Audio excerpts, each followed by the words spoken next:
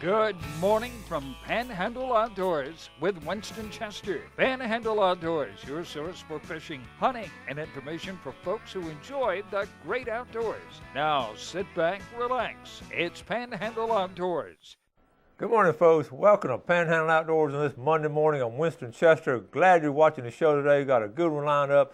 We'll get started with our weather brought to us by Haney Technical Center at the corner of Baldwin Road and Highway 77. Today it's going to be hot. Now it's going to get on up into 86, 87 degrees. And listen, it might get a little bit of rain on Wednesday and Thursday. Just wait and see. We had some little unsettled weather, but it's going to, we're in summertime now, not officially, but it's hot. So just be prepared for that. If you're like me, I like to do the fishing early in the mornings, and by noontime I'm ready to call it a day, or either late in the afternoon. So just be aware of that, okay? Now let's the moon phase. Every Monday I like to take a look at the moon phase. And today is Monday, June the 9th, okay? And we're looking at a full moon this week, folks. We're looking at Friday night. We're looking at a full moon. So you fishermen, freshwater, you saltwater guys, if you're looking to catch some big tarpon, this is a week to catch tarpon. And freshwater, we've talked about it a lot lately. It's going to be really good. So bass fishermen are excited, I know. And so get out and take a chance and go fishing. Tide chart brought to us by Kent Forest Lawn Funeral Home and Cemetery. A little slack today. We're looking at our times on here. Highs at 7:52 a.m. and lows tonight at 6:10, and we got about a 0.8 foot range. But if you look at the rest of this week, outstanding tides going to go along with that full moon. It's a really strong tide this week. So should be some good fishing. I'm certainly going to try to get something done this week. All right, let's go ahead and take our first break, and we'll be right back.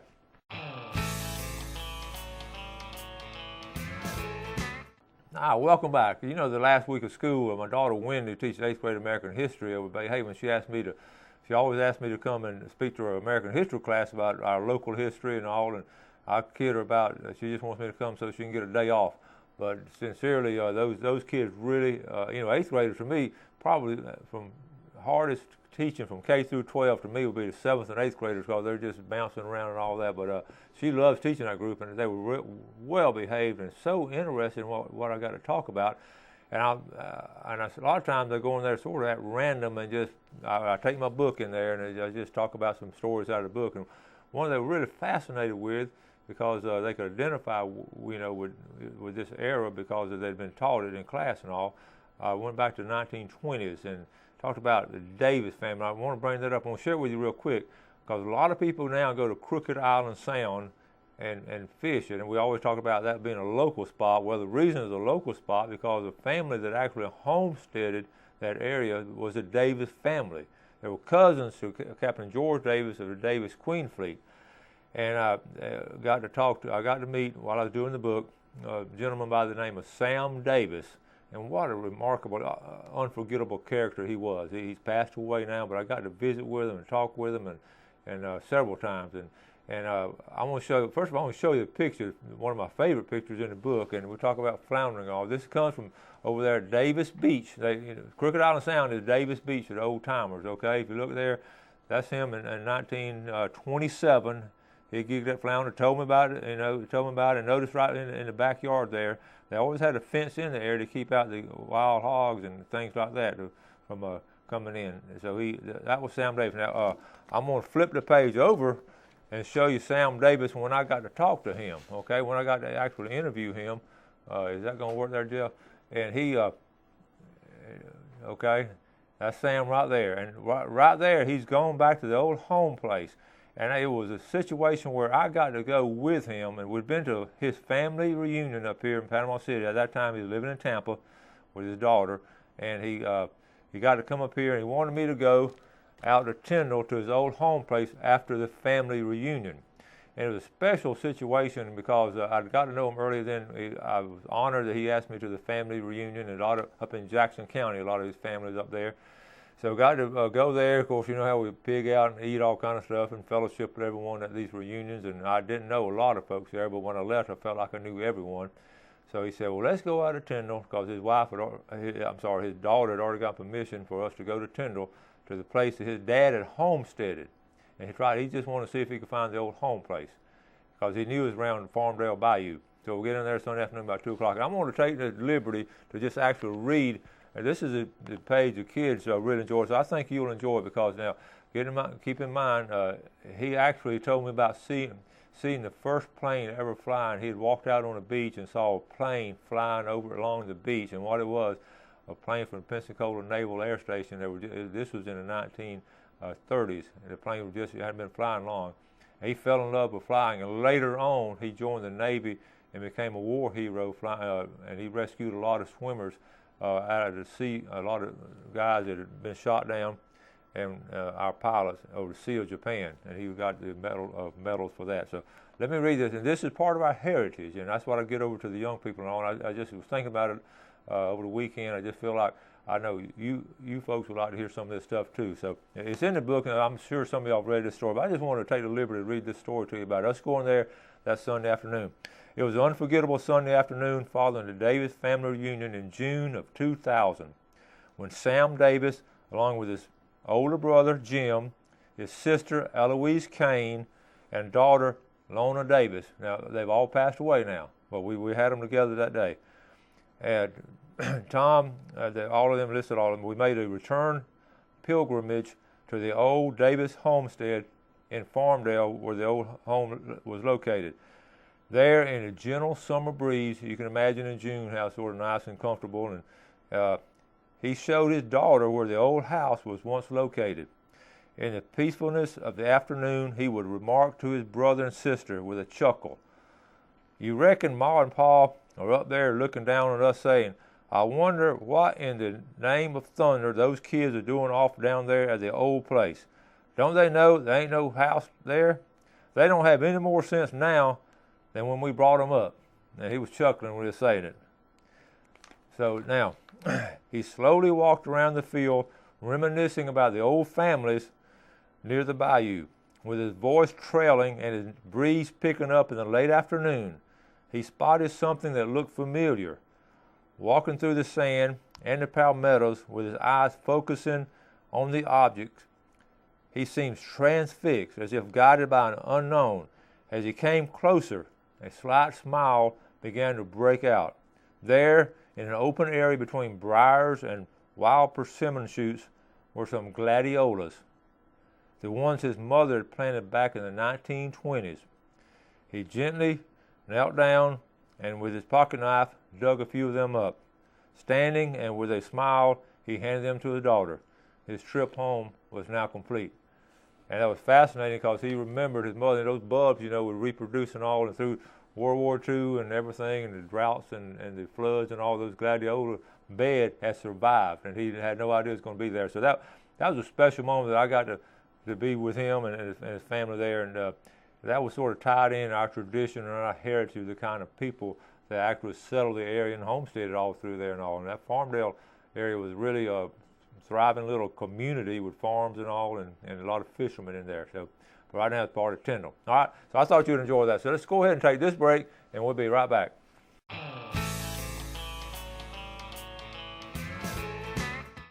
All right, welcome back. I was thinking right here on the books and all. we're talking about giveaways and all.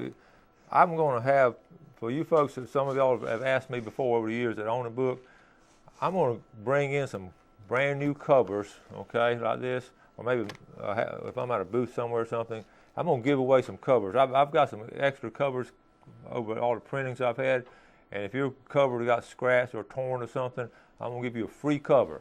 So I'll keep that in mind, and later on I'll tell you where they're going to be. I might have them here in the studio, or may have some kind of booth or something set up somewhere, and I'll let you get some free covers. They're just beautiful. I've actually had people frame the cover with a border around it and all. So, all right, let's look at some pictures. Here we go. Starting off with this first one. Coming out of Carabel, Millard Collins went, and look, that's Millard's second from the right there, and his crew all on. I see a lot of familiar faces. But that is a good fishing trip out of Carabel, Seacoast Marina, and folks, have red snapper biting all over the place. Here's the next same crew here. They got them laid out. That is some healthy red snapper. Look at the ones the guys are holding back there. That's cool. All right, Millard, he's supposed to be working, but you see what he's doing. He's actually fishing. I'll get on to him about that. Okay. How about Ashton Lewis, red grouper? That is a healthy red grouper. This past weekend, all the way from Friday on, some really good fishing out in the Gulf. Nice seas and all. That's Ashton Lewis there. How about Steve Jacobs on that big one right there? All right, that's Steve, and going over to the next one.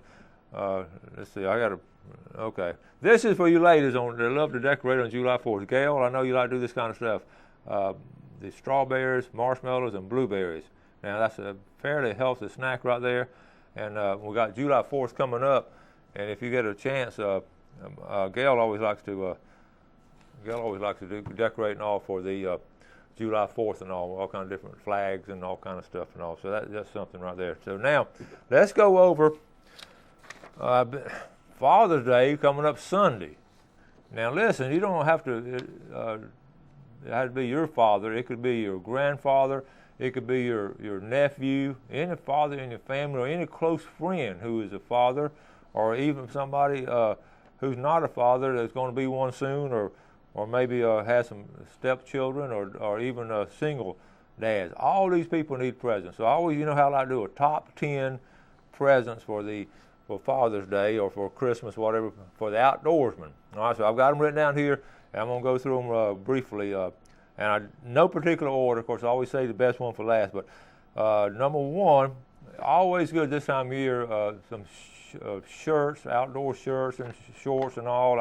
I like those. I personally like those Columbia shorts. They're comfortable, and I wear them every day, and easy to move around in. And I could work in them, I could fish in them, and I like those Columbia shorts there. So shirts and shorts. Okay, that's one. Number two, I mentioned this before on occasion. How about setting up a trip for him with a local captain? There are a bunch of good local captains out there. Guys that fish here, they're from here, and they know the waters. And you can go online. I hate to call out one or two because I don't want to leave out anybody, but there are a bunch of good local captains that you can do. The great thing about it, like we talk about, if you just want to do a half a day inshore, there's some guys that specialize in that. If you want to go out and catch some red snapper and everybody, well, we have to stay in state waters now, but a lot of people want to do that. Or just a headboat trip, okay? It's a lot of fun. I'll be talking about a headboat trip with Bobo pretty soon, all right? Number three, rod and reel. In fact, hold on a minute. I'm going to give away, if I don't tear everything up, okay? I'm going to give away this rod and reel one day this week, okay? A nice rod and reel, and I've been talking about it. I'm going to give it away as part of the Father's Day, and plus I'm going to give away. The other day we had those guys down, Donnie Conyers and Tony from Liberty County, from Bristol and all, and this dadgum pole. They've been sending me pictures almost daily of the fish they're catching. It makes me mad because I'm here at work and they sending pictures of the fish up there. I've been wanting to get to the river so bad, but that would be a good present. So rod and reel, that's always a strong one. If we're going to give this away, I may do it tomorrow, but make sure you register. All right, that was number three. Number four, binoculars. Binoculars, you just can't beat binoculars. You want a good, comfortable pair, and I love them in a tree stand. I know you have scopes and all that, but there's something about binoculars, and I use them in the house. I take them, I used to use them a lot camping, and so binoculars is a good idea. Number five,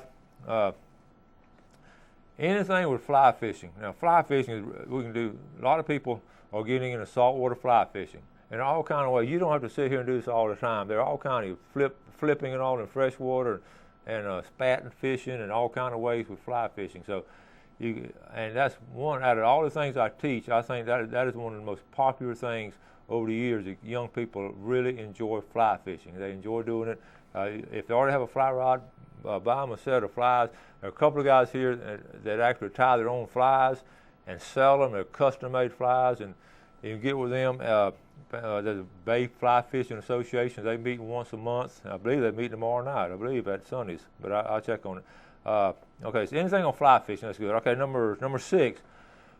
Might be a good time for mass snorkel fins, anything like that. We got scallop season coming up in July, and the mask, they just get worn out. If you use them a lot, the snorkel, so a new mask and snorkel is a great idea for Father's Day. I know, and those fins, if you got those little fins you got at a little dollar store, get them some good fins. There's no substitute for good fins to propel you through the water while you're scalloping. It's just nice and comfortable, and I'm talking about a good solid pair, and they have some good ones down at Blue Water Outriggers, so check that out. Number 7, a cast net.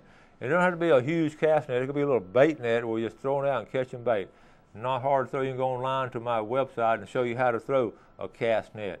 And especially a lot of people now are going back, originally way back, everybody fished with live bait, then artificial plugs came along, and now a lot of people are going back to fishing with live bait. You go out with a captain and all, you're not going to throw in artificial plugs, you're going to fish with live bait. So these people catch their own live bait. So that's number 7. Number 8, flip-flop and sandals. Okay, that goes without saying. You need a good pair every summer. I love flip-flops, a good pair of sandals. And it's just cooler, and I enjoy them. So think about flip. And it don't matter what age you are. Some of you old people, like Scott and all, those flip-flops are good for you. And number 9, sunglasses. I usually have some around my neck. I just constantly, it's in a habit, like my seatbelt. I just automatically do it. And at my age, I think I've been able to save some good eyesight. All these years, I've worn sunglasses outdoors. And before people told me to, I just did it because I figured it's a lot more comfortable. I can see better. So a good pair of sunglasses is good. That's number 9. And last but not least, number 10. And you know what I'm going to say. These are selling real well again. Full box. Okay, they got them down at C&G Sporting Goods. Sunjammers has some. So that's Panama City Beach, Panama City, down in St. Joe at Blue Water. I'm going to tell you about Blue Water. You're going to have to look around for them there. The last couple of times I've been in there, they've had them at different places. I've had to actually go, but they'll tell you up there at the counter where they are. And then in Apalachicola at the bookstore. And the fascinating thing about the Apalachicola bookstore, it's a small area, and she sells 90% of her customers, and she told me that, and it's a locally owned bookstore, and it's special. If you're ever down there, just go by, sort of back on the back road. 80% of the people who buy a full box from her store are from Atlanta, Georgia.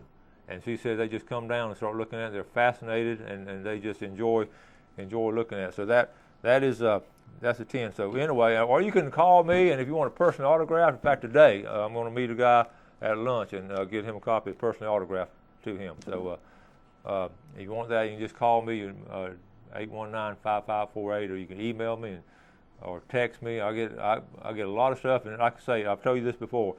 If for some reason I haven't returned your call within a 24-hour period, please call me back. Sometimes my mailbox gets full, and I empty it on almost daily basis. And so people sometimes, please don't get frustrated if I don't get back with you immediately, but I will get back with you. And if you fall through the crack, just please call me back or email me back. Okay? All right, we're going to take our final break, and we'll be right back. All right, welcome back. Glad you're watching Panhandle Outdoors this morning, getting the week started off right on Monday morning. Got a great week lined up. Got some good guests coming in, some good video. I've got a couple of fishing trips lined up. School's wrapping up today for us teachers, and it's just an exciting week for me, and I know you're looking forward to doing some good things yourself. We're a lot of vacation mode people with school being out with the kids and all. And one more time, congratulations to all the 2014 graduates of all the high schools here in the Florida Panhandle. A lot of good young people going out in the world.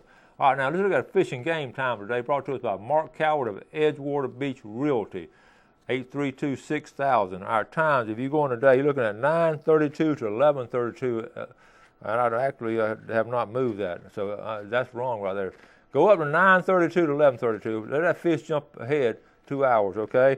And then after the night, it's 9:57, so I'm 2 hours behind on this. So go at, all right, but it's 9:57 tonight.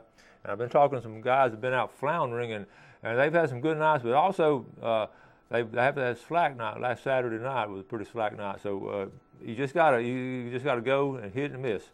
All right, look here. We've talked about putting all these names. All these folks right here have won something for the first 5.5 months on Panhandle Outdoors. It could be okay. And I promise we're gonna put them back in the jug, in the pickle jar today. But I'm going to draw one more time of the people that have not won. In fact, Mayor Prescott won Friday, and she had emailed me about a month ago. She actually called me, too, from Graceville. She's been entering for like 5 or 6 years and never won anything. And Friday morning, I pulled her name out. So just, never give up, all right? So here we go. Let's look at, I'm going to give away, this is our last tackle bag. You know how last tackle bag, it's got some good stuff in it. It's got the crab in it right here. Got a crab in it. Got Jeff Peck's video. This is another great Father's Day present. If you didn't get a chance to get something else, a walk through nature with Jeff Peck. Okay, excellent video. All right, Big Bite Baits, Aloha Y'all. Okay, you never have enough of these. Believe me. Okay, if you do any kind of Spanish mackerel fishing, you never get enough of these gotchas. Floating pliers. I've still got a few floating pliers left. Now, I love these things. Okay, grease for your reel, a little plastic plug for the kids to throw stuff, and that's a good thing to do this summer. Some more baits from H&H Tournament, and artificial shrimp. Okay, all that in the bag. So I'm gonna give the winner of this bag our last tackle bag. I had about a bunch of bags, and this is it right here. And the winner is going to be, and then we'll put all the others back in there. Let's see who we're going to give this one to. From Ponce de Leon, Travis Brooks. Travis, you won this big tackle bag. Leave it here at Fox 28 Studios. I'm going to put your name over here on it, and come by and get it any time. Give me a call. Now, you're going to witness this right here. All these are going to go back in here. Let's see. All right. Now, and I'll write down when you win, too. So, and listen, I'm going to give away that rod and reel in a couple of days. So go ahead and register for that. Okay? Now, we've got a couple minutes left. Make sure you get a copy of the freshwater fishing regulations.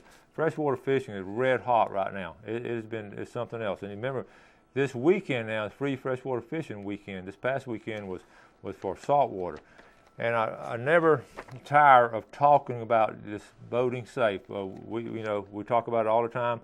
I teach it to class, and you can. In fact, I'm on a couple of my grandkids. I'm going to let them work on this summer. Two oldest girls on boating safety. I may give them a test if they understand it. But make sure that you understand this. A lot of people buy these boats and never have much experience. They jump out there in the water, and this is not required now. So I sort of wish this was required. Everybody have a license. It's not hard to get. All you do is just go through the questions and all are in the book. You take the test all yourself. Okay. I'm going to run out of time. We've got a lot more to talk about, but tomorrow have a guest on the show, and looking forward to having a great day today. You make sure that you do something good for someone else. Enjoy your day. If you get a chance to get outdoors, do something healthy and make you happy, okay? Have a great day, and God bless.